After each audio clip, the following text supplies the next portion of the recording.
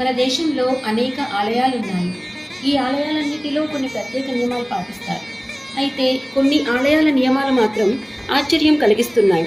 అలాంటి ఆలయాలలో ఒకటి కేరళలోని చవరా గ్రామంలోని కొట్టాంకులంగర దేవి ఆలయం. ఈ ఆలయంలోనికి ప్రవేశించాలంటే స్త్రీలాగే పురుషులు కూడా అలంకరించుకోవాలి. అయితే ఇక్కడి స్థల పురాణం ప్రకారం ఈ ఆలయంలోనికి పురుషులు ప్రవేశించడం నిషేధించబడింది.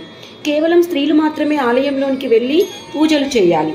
పురుషులు పూజించాలంటే 16 రకాల అలంకారాలు చేసుకోవాలి.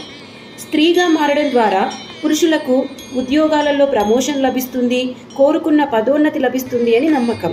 అలాగే పెళ్లి కాని యువకులకు, ప్రేమ వివాహాలకు, వైవాహిక జీవితంలో ఎలాంటి ఇబ్బందులు ఉన్నా అమ్మవారి అనుగ్రహంతో జీవితంలో సంతోషాలు ఏర్పడతాయని ఇక్కడి ప్రజల నమ్మకం.